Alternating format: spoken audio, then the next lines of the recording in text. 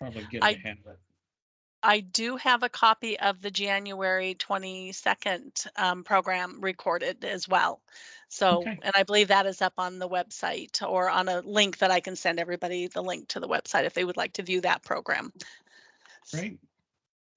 Well, You thank can you. see if I tell the same information every That's time. right. We'll compare notes. I've only been giving this talk since January of 2007, so it keeps changing a little bit each time. So my name's Neil Rawlins. I'm a obstetrician gynecologist, and I was also interested in biochemistry and stuff, weird stuff in college.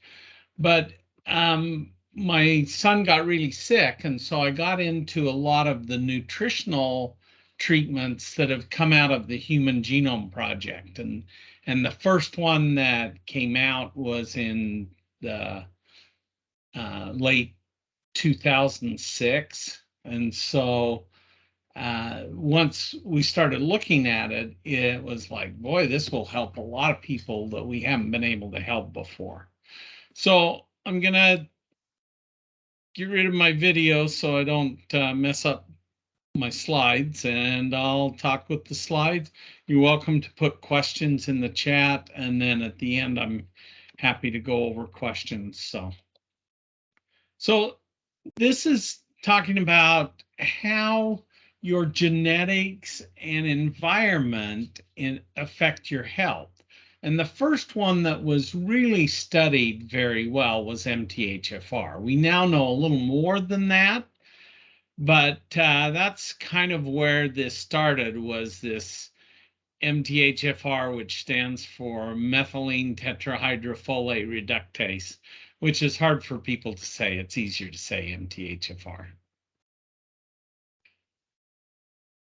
So this, it's a lot of, genetics and biochemistry and all of that, but I try and make it so that people can understand it, because it really can greatly improve your life. There's basically two pathways that affect people's health in a major way. There are others that affect individuals, but this one affects a lot of people worldwide, actually. And there's many things that they tell you now are a toxin. This is a toxin, that's a toxin. Well, the toxins cause illness by blocking these same pathways, the methylation and the glutathione pathway. And what is really good news about this is that there are some nutritional things that you can do that'll improve the symptoms and help with removing some of the toxins. And so the bottom line is, you don't even need to understand the biochemistry. You can try these, and they're over the counter and easy, relatively easy to get, and they really help, whether it's a genetic or a toxin related symptom. So just to kind of put it all into perspective, genomics is studying your genes. Well, the genes themselves don't do anything. They have to be regulated, transcribed, made into proteins, and then eventually made into metabolites. And so just knowing your genetics alone doesn't solve the problem. And then we found out that there's lots of other things that affect it. Sunlight improves these pathways. Drugs tend to make the pathways worse. Your gut bacteria makes things better or worse depending on how it is. So your diet really affects these. And then the toxins, as I mentioned, things like one of the big ones is BPA, the plastic stuff. Well, they tell you it's bad, but they don't tell you why. So if you look at, and I promise I won't go over too many biochemistry slides, but I show this to help understand this concept that folic acid, which is crucial for everybody, doesn't work until it goes through these steps to be activated. Kind of like I can give you a can of soup and a spoon, and you can't get any nutrition out of that until that can is opened. So the folic acid, when it comes into your body, it does not help you until it goes through these activation steps to get to methylfolate. That's one of the huge concepts that came out of the Human Genome Project. And this methylfolate is what helps with healing. It helps with making proteins so that your muscles function, but it also helps with making your nerves function. And the nerve function is the one that's probably been studied the most, and that's on this next slide. So methylfolate helps you make something called BH4. And BH4 is what helps you make all of these things, the norepinephrine, the dopamine, serotonin. So if your nerves are not working well or not healing well, this will help it heal. And then it turns out that things like inflammation, uh, any type of stressful thing ends up blocking this pathway. So what we have to do then is nutritionally bypass these mechanisms to get you the nutritional things that you need in order to heal. So one of the things they found in studying this is that if you don't get enough of this methylfolate into your brain, it makes it so you don't heal, it makes it so your nerves don't work very well, and it can speed up aging as well as cause damage to your blood vessels, which is what causes strokes and nerve pain, those kinds of things. So I think I'm done with most of my biochemistry slides now. But there's one other concept. So if you're not getting enough folic acid going to methylfolate, if you take really high levels of folic acid, all it does is block the gates. So what methylfolate you have can't get into the cells and into the brain.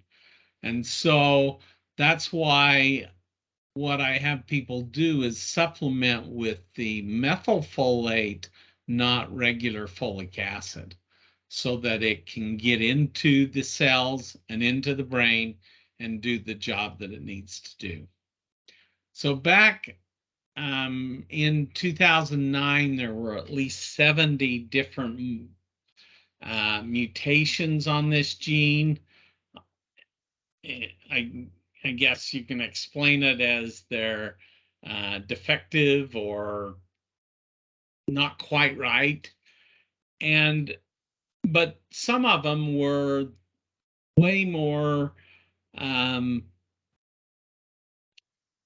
likely to cause disease. And then they found out, well, there's the next step, MTR, and the next step, which was MTRR, and they also can cause that. So you can have one gene defect or two, but you can have combinations of gene defects. And so initially we were hoping we could just do the genetics and that would give us all the answers, and we were wrong. So this is just to explain, it helped us in understanding how to treat it, but unfortunately a genetic test alone doesn't solve the problem of what we need to do to get people better. So, well, who's at risk for this gene defect? Well, it turns out that the things that we see with that are depression, exposure to toxins. So we're all exposed to toxins all the time. The plastic stuff is in the receipts we get at the store, the heavy metals are in the water. And then it turns out that if we test somebody's blood and their folic acid is sky high, it doesn't mean they have enough folic acid in the right form in the brain and in the cells. And the same way with B12. So unfortunately, I have people that they go, well, I tested my B12 and folate and they were very high, so I'm good. And it's like, no, you're not, because it may not be getting into the cell. And we don't have a good way of measuring it when it gets in the cell. Well, so what has this been used for? So when it went through the FDA in 2006, it went through and they said, gosh, it helps with depression, helps with anxiety, helps with memory loss, helps with nerve pain, and it helps with high-risk pregnancies. That's what we have great data on, and they grade how good the data is depending on how well the studies are done, and they grade it from A to D. And all of these things have level A evidence that it helps, that this nutritional approach helps and gets people feeling better. So, well, what else does it help with? So to get an indication through the FDA takes about $10 million and a lot of study. But the other thing it helps with are things like fibromyalgia and chronic fatigue. It also helps with irritable bowel, migraines, bipolar, schizophrenia, Parkinson's, autism spectrum, and it prevents birth defects, miscarriages, and stillbirths. Well, gosh, that's a nice combination of things, right? The other thing that's been interesting along the way is this is how your body fights off viruses. So early on in COVID, they recognized that one of the components we'll talk about, N-acetylcysteine, really helped with preventing COVID, treating post-COVID symptoms, and treating symptoms related to the COVID vaccine. And it also helps with other illnesses. So like regular colds, influenza, it helps in improving those symptoms. So what we're trying to do is improve what we call the methylation pathway. And so people who have a defect in this pathway are real prone to viral diseases. And if they're not treated, they're also prone to retaining toxins instead of getting rid of them and clearing them out. So that's the premise on what we're going to do. So MTHFR, 30% have both genes defective of the two common ones, and 40% have at least one. So if you've got both genes defective, then this pathway runs on about 10 to 15% of normal. So instead of going 60, you're going 15 miles an hour. Well, then if you have something that gets you stressed on top of that, like COVID or influenza or some environmental toxins, then it really slows you down. And 40% have one gene defective, but all of us are exposed to toxins that can affect this. So some of this, there's at least some recommendations out there that say, you know, we probably should have everybody taking at least some, and then as you have more symptoms, increasing the dose. So if your methylfolate's low, your serotonin, dopamine, norepinephrine don't tend to be very good. Your glutathione, which is what helps you with memory and toxin removal and healing, is low. And your BH4, which is what helps you with nerve protection. So those people are more prone to neuropathy and other nerve conditions that if we can reverse, can greatly improve things. Well, then a lot of other factors make it worse. It turns out that metformin, while it helps with diabetes, it makes the nerve pain worse because it affects this methylfolate. Birth control pills, and we've known this for a long time, is that with birth control pills, if you take them, you don't get pregnant, but it can increase your chance of developing depression. So diseases like diabetes all affect this. Smoking, aging, we haven't figured out, one, why aging affects it, and two, we haven't figured out how to reverse the aging thing. We'd like to figure that one out, but and then obesity, which is associated with toxins, also can affect it. So we have lots of chemicals in our environment, and they haven't all been tested to see how they affect it.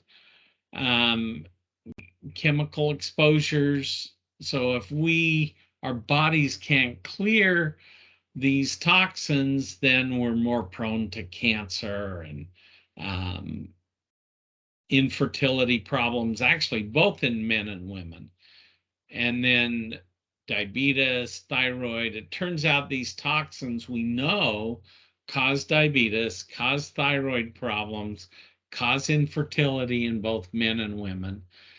And then they also cause this chronic pain, the fibromyalgia, the Parkinson's nerve pain. And then they decrease our ability to make the chemicals that your body needs to give you energy in the morning. So you get the chronic fatigue. So they also early on, back in 2008, saw that these gene defects were associated with autism. 98% of kids with autism had these gene defects. And it was really this genetic predisposition and the environmental toxins that we're exposed to. So if you get heavy metals, some of the environmental toxins, you end up with lots of problems: depression, social deficits, chronic fatigue, hearing loss. Also, things like nausea, diarrhea, colon cancer, all of that. So my goal on this first part of this talk is to say, you know what, there's enough problems out there. This is worth a try. So one is heavy metal toxicity is common, as is the plastic stuff. And both of those cause the problem, even if your genetics are okay. So that's what I say. It's worth everybody. You don't have to even be tested. So now we're going to get to what can I do?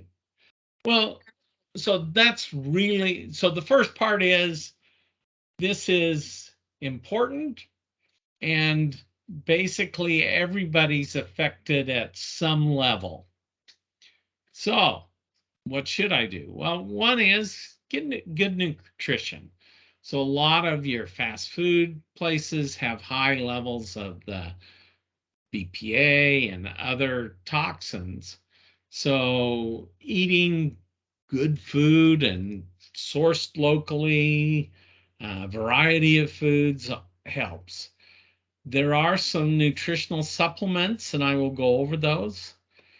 And it's important also that if you know you have this defect, you may struggle with mercury fillings, and you may need to even have those taken out.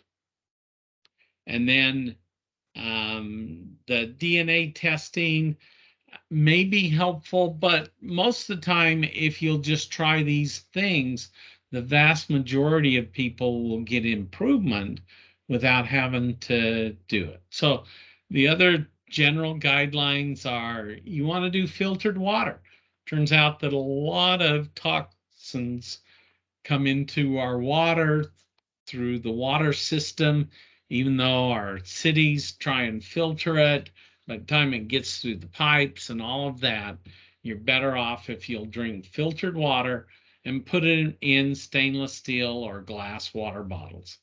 You want an organic diet with a variety of fruits and vegetables. You want to cook glass in the microwave, and the non-stick surface on your pans can release toxins as well. One of the interesting things we come out of Sweden loves their saunas. Well, it turns out that sauna improves heart disease, Alzheimer's, and stroke, whether it's an infrared sauna or a steam sauna. So if you happen to have access to them, they're good to do. Cleaners, you want organic cleaners. There's low toxin sunscreen. And the other things, as I mentioned, fruits and vegetables. Math helps with the brain fog that comes with it, as does classical music or participating in some sort of structured music like band and that kind of thing. And then the other thing that helps is exercise. Okay, so now I'm going to go over the supplements, and we'll go over them in this order, but only do one at a time. Don't go out and start everything all at once. Start one, get it, 3 or 4 days to a week, then add the next one, add the next one, add the next one. So the first one, this N-acetylcysteine, is most of the time you will see it listed as NAC. And NAC, I recommend people take usually 2 capsules a day. You can go up on it. Great data from 2020 showed that it prevents COVID, treats long COVID symptoms, and it also helps with your own ability to make glutathione. So they actually, it's been well researched. This is a 500-page book on the research of N-acetylcysteine in medicine. And the things that NAC all by itself, if you only do one thing from what I recommend on this talk, do the NAC, because it helps with anxiety, depression, ADHD. And the amazing thing is it helps with hair twirling, nail biting, and skin picking. It's the only thing that's ever helped with those things. And it helps protect your hearing, helps with memory loss. And that one was very well studied with the memory loss. So, and in fact, in 2018, the psychiatry review said it has an excellent safety. The N-acetylcysteine has an excellent safety profile, readily accessible and inexpensive. And they implied they would recommend the whole world taking it. And I very much agree with that, because it's not going to hurt you, but it really will help improve a lot of the environmental things we're exposed to. So the second thing on my list was glutathione. And in the past, I haven't used glutathione on my initial treatment, but what we found with COVID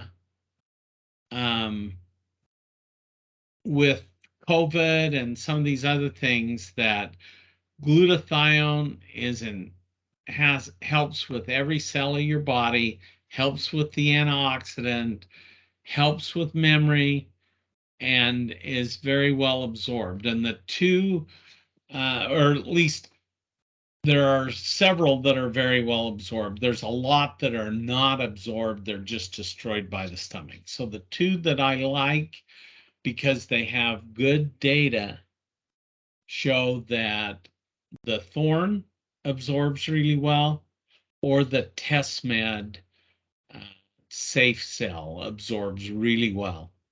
And the nice thing about it is that's going to help in most of the things that you need to improve on health-wise. So taking them together does a lot to treat COVID. And that's one of the big questions I get. Well, what can I do to help me with COVID? And these, we've got great data showing, and I was hoping that we wouldn't have to keep talking about it, but well, we're still talking about it 2.5 years later. So the third option is the active form of B12. Now, B12 is one that just doesn't absorb very good. And so you take it and it just doesn't get in your body. So they found if you did it as an oral dissolving tablet, it absorbed much, much better. Now we're doing high doses, but that's because not much of it absorbs. But if you do the oral dissolving tablet, it absorbs so much better. We do sometimes do injections, and the injections work, but they're a lot more expensive. So then, and also babies sometimes have this, and there are drops available for kids that will absorb better than if you're doing it just swallowing the pill. Okay. So, and I put on my favorite brand, and it's the reason it's my favorite is because it's what we started with. People would go off because they found a new one at Costco or whatever, and usually we went back to it, back to the Jarrow brand, because it seemed to work really well. All right, number 4, methylfolate for depression. And it helps if I get the slides to move the right direction. So methylfolate, this active form of folic acid, didn't really come out until 2006 because they had to figure out a way to make it as a crystal so that it didn't fall apart just sitting on the shelf. And there are two that were developed that are a prescription. One of them is Deplin. That was the original one, the one that was originally studied. And then this EBM Medical is also an equivalent. But then there is an over-the-counter one called Methylife that's crystalline as well. And so its potency is much higher than these others, the extrafolate, extrafolate S, quadrifolate. They're not crystalline and they're not as stable. And so they don't give you the same results that the ones that were crystalline did. So what we see is they see the crystalline data, and then they say, well, ours is like that, but they don't ever test it themselves because it doesn't work as well. So the doses that I use are either 7.5 or 15 milligrams. And we've got level A evidence that it works with an antidepressant, but we also now have level A evidence it works all by itself. So if you have depression and you take methylfolate, it works similar to the way antidepressants work, but it doesn't have the side effects that antidepressants do. So again, the first is the N-acetylcysteine, and I've gone to doing that one up front as the most important one to be on. The glutathione is really important if you're real sick. But if you're kind of mildly sick or whatever, you can kind of hold off on the glutathione. But then the methyl B12, and last of all, the methylfolate. That combination helps with almost everybody that has depression, anxiety. It helps with memory. It dramatically improves memory, and it helps with nerve pain, and also helps with pregnancy. So those are the things that I start with. I recommend everybody do that. If I could have one thing that would change the health of the world, it would be to, number one, get them on NAC, and number two, get people doing some methyl B12 and methylfolate. So having said that, there are some other things that help, but I would do these other things first. The first one I'm going to talk about is Epsom salts. It turns out if you soak your feet in or your body in Epsom salts a couple of times a week, your magnesium comes up and does really well. And it also helps you with the clearing of the toxins. And if you take it orally, it's great for cleaning your bowels out for a colonoscopy, but it doesn't absorb as well.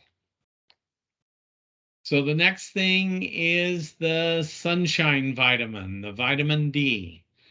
And for some reason, our bodies, we have some toxins that are blocking the absorption of vitamin D. So most people need the 2,000 international units or more of the D3. And then check your levels and see if it's coming in, if it's getting high enough. Sometimes we have to go to 10,000 international units to get people's levels up. And then you can get some mineral supplements. So I want to go back to this slide. I told you I wasn't going to do many biochemistry slides, but this is one that has been pretty amazing. So the first treatment that got FDA approval from the Human Genome Project was this methylfolate. The second one was BH4. And in people who get started on this and still are struggling with thoughts of hurting themselves, cutting themselves, these intrusive thoughts, adding a little bit of BH4 has made a big difference for the vast majority. And it's not one you can just go to the health food store and get. Mally's Pharmacy will compound it for you. And you can just go in and tell them I've tried methylfolate and I still would like to feel better. And then they can sell you the compounded BH4. So the other things that you can do, things like vitamin B6, and B6 works really well. The one caution though, there's a percentage of the population that B6 can build up in, and it usually causes headaches. So I have people take B6 for a week or two and then go off for a week, just so that we know you're not one of the ones that it builds up in. Another one that helps is vitamin C, because vitamin C actually helps your glutathione work. There's some other things that you'll see, dimethylglycine and trimethylglycine, and those you can add, but only after you add the NAC, methyl B12, methylfolate. And then zinc is important with the inflammation, especially associated with COVID.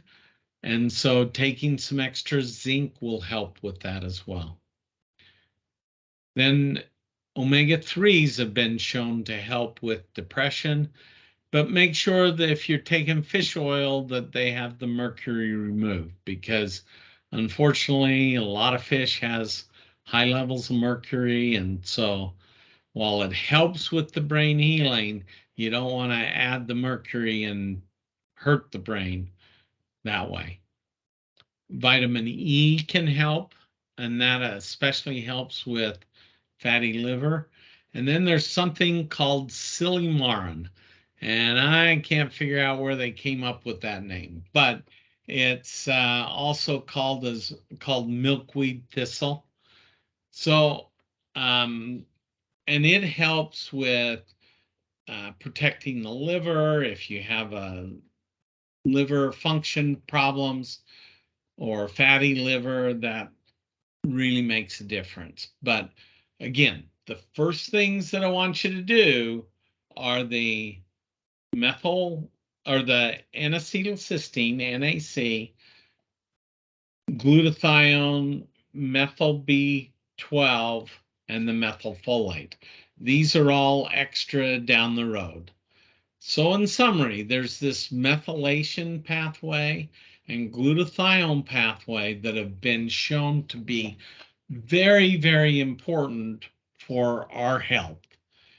And what it can do is if we boost those, and that's the four things I talked about, NAC, glutathione, help with the glutathione pathway, and the methyl B12 and methylfolate help with the methylation pathway, that it can help your body heal, not just get you stable, it actually helps you improve. Then toxin reduction. So these things will help you get rid of the toxins. You want to avoid getting more. So, wash your fruits and vegetables and eat organic as much as you can. And really, what you're going to have to do on this, there's no test to tell you, I need this one, I don't need that one. You're going to have to try it. But the good news is that these are all water soluble. If you get too much, you pee them off. And so it's well worth being on it. Again, I mentioned if you can reduce the amount of toxins coming in, very helpful. The other thing, and this has been shown in multiple studies, that doing a sauna 3 to 5 times a week will dramatically improve your health. The Finnish people have studied it, the Swedish people have studied it, and a number of studies out of the US have all shown that to be true. We're finding more information. There's a lot more stuff out there that we're going to be able to find. But overall, we've got some really good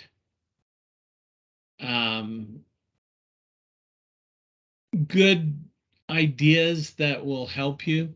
Now, one of the questions is that the NAC sometimes has a sulfur odor. That usually means it's not as pure.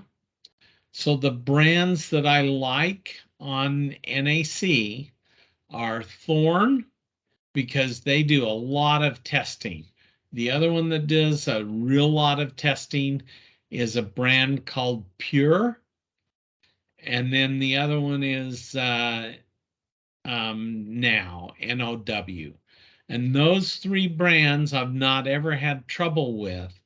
But some of the other brands, I get the sulfur smell, and you open the bottle and it stinks really bad, and you're going, well, I don't think this is going to help me. All right. Did you see So, the comment earlier, Dr. Rawlins, in the chat about does it matter what type of supplement you take, as in sublingual or a tablet or capsule? Is well, the sublingual sublingual, so for the methyl B12, it's important that it's the sublingual, because it won't absorb very well if you just take it as a tablet. The methylfolate, the glutathione, and the NAC, it doesn't matter, but the B12, it does. Does that help? I believe that does answer the question that was in the chat.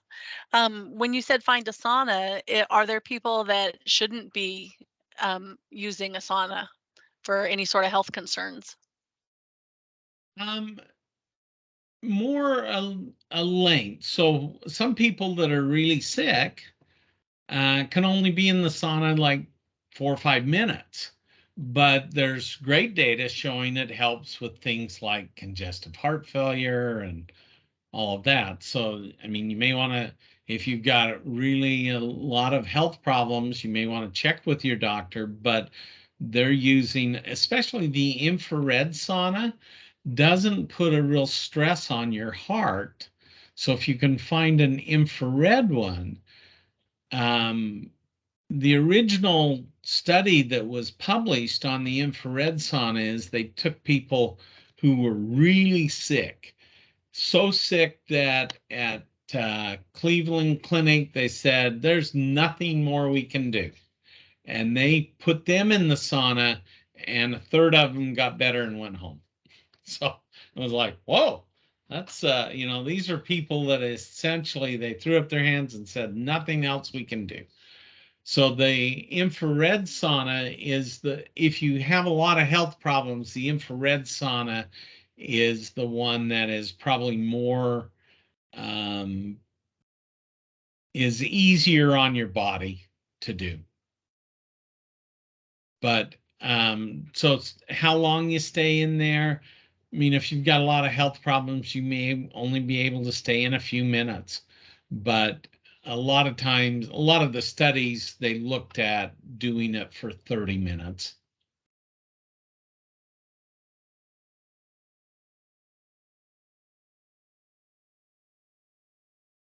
Great. If anybody wants to come off mute, if you have a question, you're welcome to ask Dr. Rawlins any questions you might have.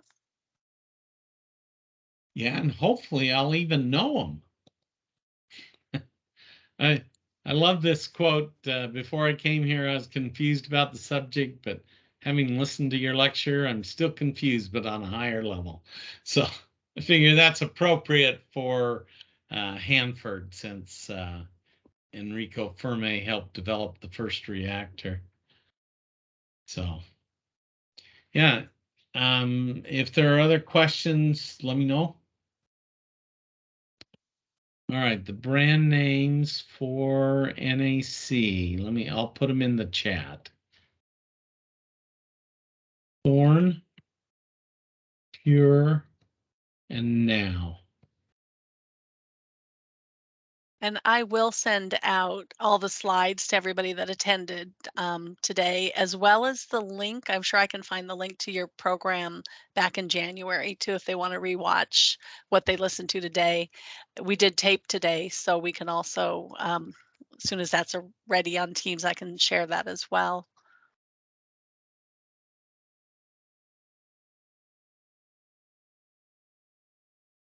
Any other questions you can think of? Dr. Rawlins. Yes. I just have a thank you. I watched one of your forums a year and a half or more ago.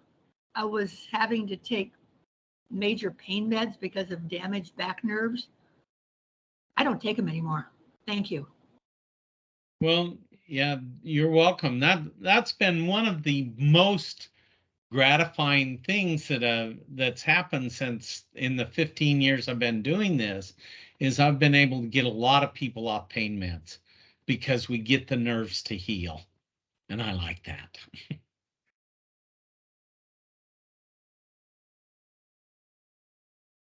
So the list of supplements, Sue, can you send out my handout? I can include that with the slides, all the supplements. And, we haven't updated the doctor list or physician list in a couple years of who else might be treating MTHFR, if any men are on this, because I don't know if you covered that it's hard for you to code Yeah. So it men in turns your out that practice. it really annoys the insurance company if I treat guys. I'm an OBGYN. we we had one guy that saw me and the insurance called him. They were giving him a hard time and he goes, "Well, I'm a guy. He's a gynecologist. I don't know what your problem is," and hung up the phone. I love that one, but yeah, they don't seem to like guys. Me treating guys, although hopefully they'll quit being crazy about it because there's just unfortunately this is newer data and a lot of docs were never taught it. In one of your previous presentations, Dr. Rollins, you said Amazon wasn't carrying N-acetylcysteine. Oh yeah. Did So they did that resolve? well, it hasn't gotten worse. How's that? So in 2020, NAC, it was very clear that it helped with COVID. And so the FDA said, well, gosh, nobody can make much money on it um, if it's generic over the counter. And so they announced that they were going to make N-acetylcysteine a prescription only. And it's like, it's been over the counter for 45 years, and now you all of a sudden think you want to make it prescription? And so we've fought it, and so far we've won. But Amazon decided we're going to help the FDA out, so they quit selling it. And Google quit selling or quit searching for it at the site. So if you go to a place like thorn.com or swansonsvitamins.com or one of those, you can get it. But if you go in a Google search or try and find it on Amazon, they won't show you any results. So it's not that it's prescription. Yeah, Vitacost. Another one is iHerb. So Swanson's vitamins, and so if you go directly to a site, they'll let you order it. But going through Google or through Amazon, they're trying to help the FDA out by giving us a hard time. But I know I submitted like 10 articles, 12 articles to with a group to the FDA to say, I mean, the psychiatric community back in 2018 said this has so few side effects, we should put everybody in the world on it. That doesn't sound like something that needs a prescription. And so anyway, but so far we haven't lost that battle. I don't know that we've won it because Amazon still blocks it, but we haven't lost it yet. Yeah, and so there's others in there that list where you can buy it.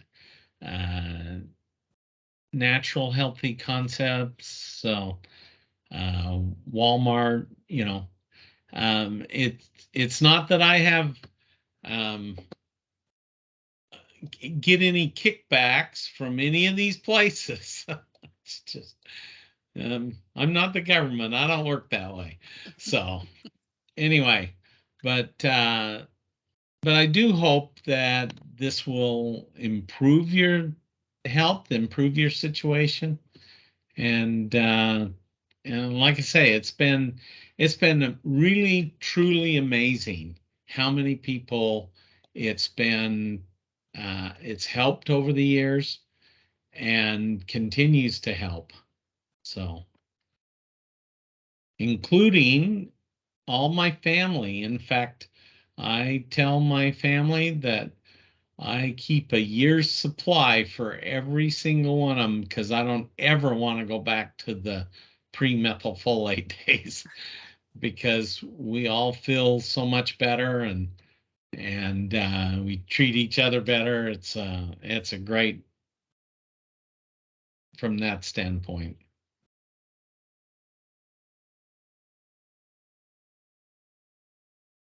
I think that's great. Any other questions? Well, and that's why I started doing these talks. It's like, well, they won't let me see guys, and I can't get the I can't get it out there. So I just started giving these free talks, and then the Neurologic Resource Center was kind enough to sponsor them and do the advertising, and we've had groups of over 300. And so the youngest age that I've given NAC. So NAC is in a capsule and it's a little bitter. So, but I have grandkids that do the hair twirling, and if we take a capsule and mix it with uh, orange juice or something like that, then they'll take it and it helps with the hair twirling. So I've given it as young as a year and a half because I had to have them be able to drink orange juice. But and if the mom's breastfeeding and they're taking NAC, then the baby's getting it through the breast milk.